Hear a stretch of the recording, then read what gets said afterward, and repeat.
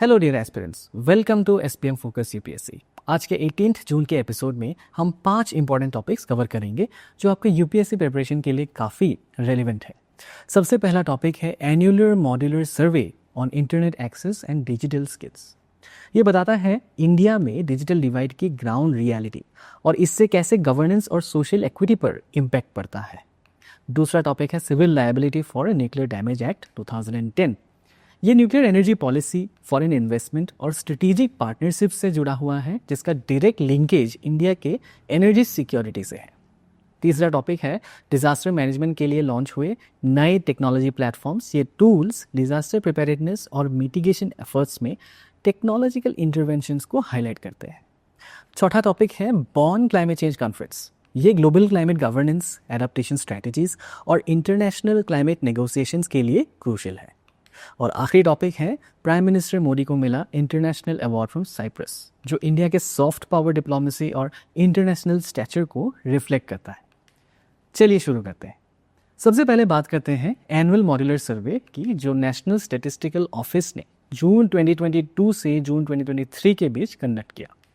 इस सर्वे का फोकस था सस्टेनेबल डेवलपमेंट गोल्स के 2 स्पेसिफिक टारगेट्स, SDG 4.4 जो डिजिटल स्किल्स को प्रमोट करता है और SDG 4.1.1 जो ICT skills among youth and adults के ऊपर कॉन्सेंट्रेट करता है। ICT स्किल्स का मतलब ये वही बेसिक डिजिटल डिवाइसेस चलाने का स्किल्स हैं, जैसे कंप्यूटर, स्मार्टफोन, वाईफाई कनेक्ट करना एक्सेट्रा।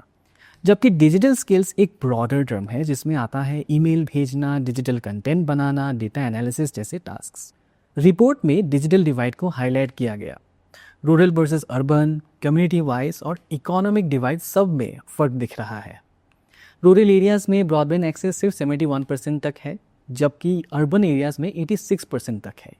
कम्युनिटी वाइज देखें तो जनरल कैटेगरी में 84% लोग ब्रॉडबैंड यूज़ करते हैं, लेकिन शेड्यूल्ड कास्ट में 75% और शेड्यूल्ड ट्राइब्स में अराउंड 61% तक यूज़ करते हैं। सबसे ज़्यादा गैप इकोनॉमिक कैटेगरी में है। टॉप 10% हाउसहोल्ड्स में 96% ब्रॉडबैंड एक्सेस करते हैं, लेकिन बॉटम 10% में सिर्फ अराउंड 45%। इस डिवाइड का इम्पैक्ट सिर्फ कनेक्टिविटी तक सीमित नहीं है।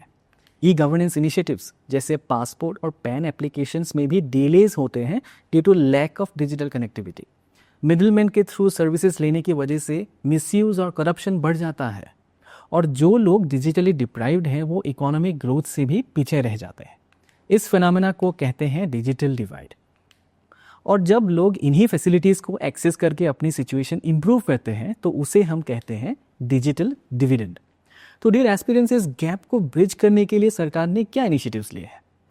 Bharat net programme, common services centres, national digital library mission, Swayam platform और PMG दिशा जैसे इनिशिएटिव्स के थ्रू डिजिटल एम्पावरमेंट पर फोकस किया जा रहा है। इसी टॉपिक पर एक प्लीज प्रैक्टिस क्वेश्चन दिया गया है, इसका आंसर आप कमेंट सेक्शन में दे सकते हैं। अब बात करते हैं civil liability for nuclear damage act 2010 की। इस एक्ट के अंदर अगर न्यूक्लियर एक्सीडेंट होता है तो लायबिलिटी ऑपरेटर की होती है। इंडिया में NPCIL ही सोल ऑपरेटर है। अगर किसी सप्लायर के डिफेक्टिव इक्विपमेंट के वजह से एक्सीडेंट होता है तो NPCIL सप्लायर से कंपेंसेशन मांग सकता है। ऑपरेटर की लायबिलिटी 1500 करोड़ तक लिमिटेड है और उसके बाद गवर्नमेंट इंटरवेंशन करती है जिसका लिमिट है अप्रॉक्सीमेटली 2100 करोड़। पर इशू ये है कि फॉरेन सप्लायर्स को लायबिलिटी क्लॉजेस क्लियर नहीं लगते।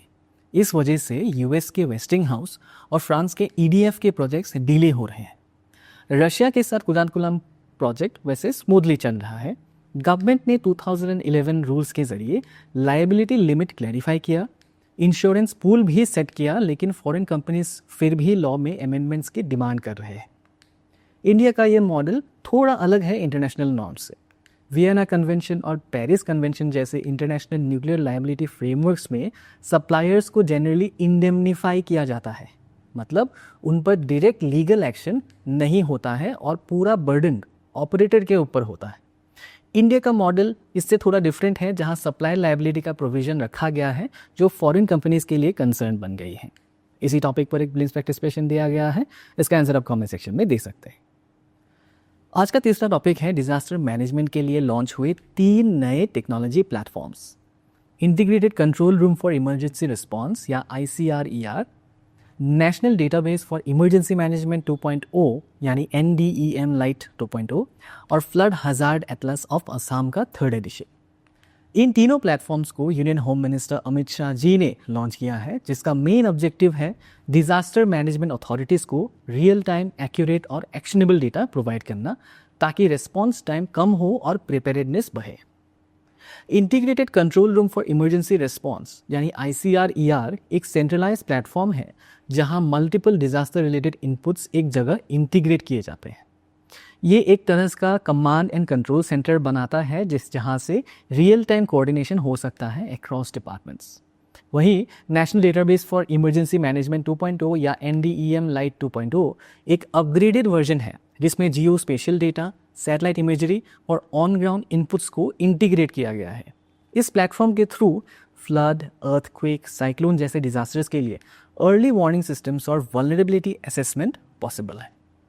मूविंग ऑन, चौथा टॉपिक है बॉन क्लाइमेट चेंज कॉन्फ्रेंस, जो हर साल UNFCCC के अंदर एक mid year climate change summit के रूप में ऑर्गेनाइज होता है। इस कॉन्फ्रेंस में 5000 से ज़्यादा डेलीगेट्स हिस्सा लेते हैं, जिसमें शामिल होते हैं government representatives, indigenous groups, NGOs, civil society organisations और साइंटिफिक इंस्टीट्यूशंस जैसे स्टेक होल्डर्स।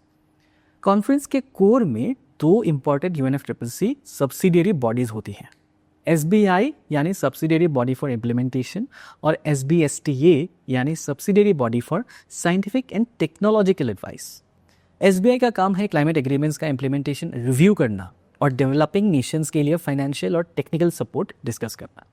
वहीं SBSTA साइंटिफिक और टेक्निकल इनपुट्स देता है और IPCC साइंटिस्ट को पॉलिसी मेकर्स के साथ जोड़ता है ताकि एविडेंस बेस्ड डिसीजंस लिए जा सके।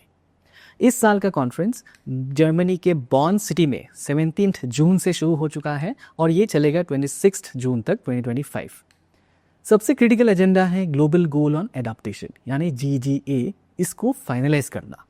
अगर ये गोल कॉन्फ्रेंस में फाइनलाइज हो जाती है तो ये डायरेक्टली COP30 का सेंट्रल एजेंडा बनेगा, जो नवंबर 2025 में बेलेम, ब्राज़ील में होने वाला है। अब तक global goal on mitigation already finalise हो चुका है, जिसमें 1.5 डिग्री टेम्परेचर राइज टू 2100 तक प्री इंडस्ट्रियल लेवल्स के कंपैरिजन में लिमिट करने का टारगेट रखा गया है।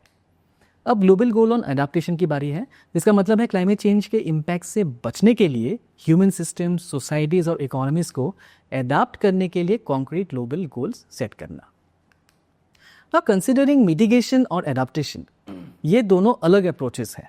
मिटिगेशन का मतलब है ग्रीन हाउस गैस एमिशंस को रिड्यूस करना, जैसे रिन्यूएबल एनर्जी यूज़ करना या इलेक्ट्रिक व्हीकल्स को प्रमोट करना। वहीं एडाप्टेशन का मतलब है अपने सिस्टम्स और लाइफस्टाइल्स को बदलते हुए क्लाइमेट इम्पैक्ट से प्रोटेक्ट करना, जैसे मिशन लाइफ इनिशिएटिव जो सस्टेनेबल लाइफस्टाइल प्रमोट करता है। तो Bonn conference not only tracks progress but also shapes the global road map for climate resilience, justice, specially for vulnerable countries like India. इसी topic पर एक playlist में participation दिया गया है, इसका आंसर आप कमेंट सेक्शन में दे सकते हैं। और फाइनली 5वां topic, prime minister Narendra Modi को साइप्रस के प्रेसिडेंट ने grand cross of the order of Makarios 3 से सम्मानित किया है। ये उनका 23rd इंटरनेशनल रिकग्निशन है और ये इंडिया के सॉफ्ट पावर और डिप्लोमेटिक स्टैचर को रिप्रेजेंट करता है। Now let's move on to the quote of the day section.